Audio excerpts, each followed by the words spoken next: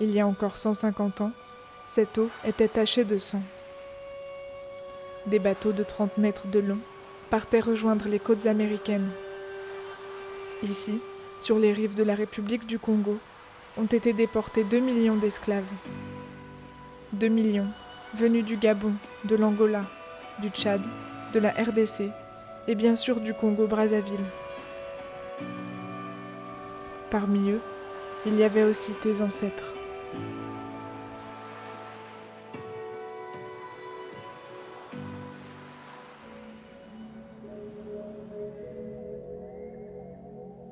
Aujourd'hui, tu décides de partir en quête des traces de ton passé.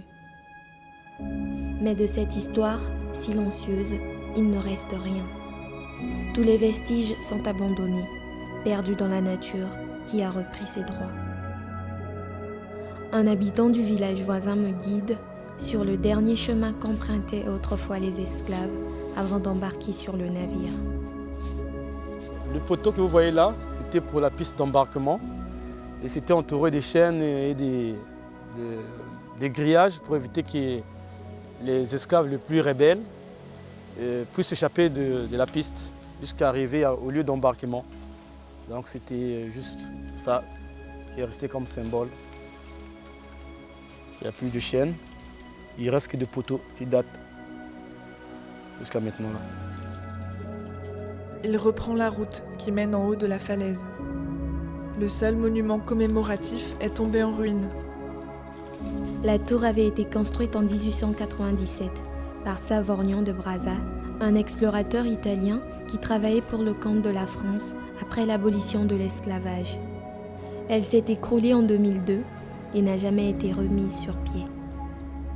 Le temps est passé, vous voyez la tour là, a été détruite par les érosions. Et même les cimetières des esclaves qui sont en haut là-bas ont été emportés par la mer. Donc ici, il n'y a presque plus rien comme souvenir des esclaves. Il n'y a que cette tour-là qui est restée. Et la mer avance au fil du temps et tout ce qui était comme symbole des esclaves a pratiquement disparu.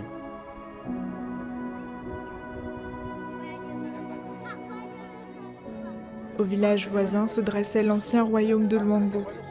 C'était l'un des plus puissants d'Afrique centrale, avant l'instauration des colonies. L'ancien palais du roi, mort en 1975, est devenu un musée. Ici, je trouverai sûrement quelques archives de l'époque de la traite des esclaves. Le conservateur t'apprend pourtant que beaucoup de ces souvenirs ne sont pas ici, mais sont restés en France, à Nantes. Les archives sont à Nantes parce que nous, Africains, en tant qu'Africains, est-ce qu'on n'avait pas l'écriture d'abord et que les Européens ne pouvaient pas laisser les archives en Afrique, sinon on aurait peut-être tout détruit. Et ils ont préféré amener ces archives à Nantes parce que le plus grand port négrier en France, c'est Nantes. Parce que si on remet ça aux Congolais, les structures ne sont pas améliorées. Et il n'y a rien comme structure pour conserver ces archives.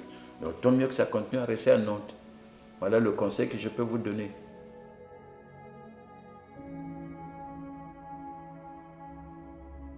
Au XVIe siècle, les Européens avaient fait construire des comptoirs dans toute l'Afrique, où étaient entreposés les esclaves et les marchandises. Ils sont devenus aujourd'hui des lieux connus mondialement, comme l'île de Gorée, au Sénégal. Mais celui de Luango n'existe plus.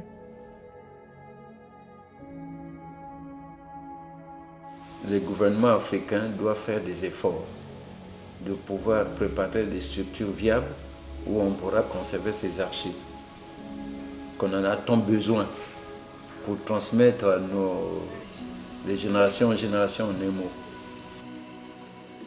Dancing traditionnel, mortier, boucher. Pourquoi ne m'a-t-on pas raconté?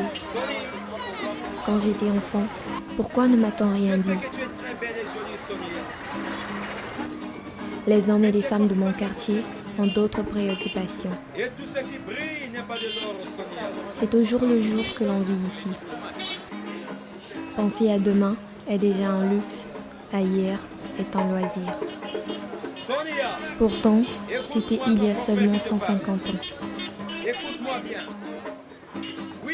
Aujourd'hui, tu vis avec la douleur de ne pas avoir connu plus tôt l'histoire de ton pays.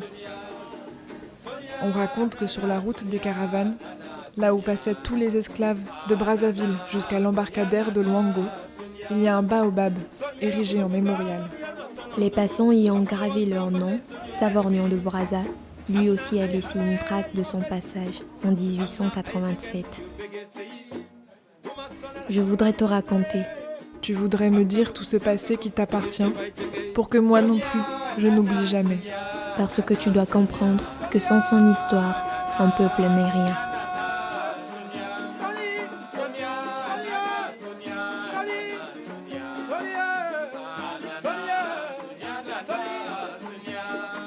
Sonia ya kuzopuka, makia no sonondo. Apulo volta, pate sunyu degebi.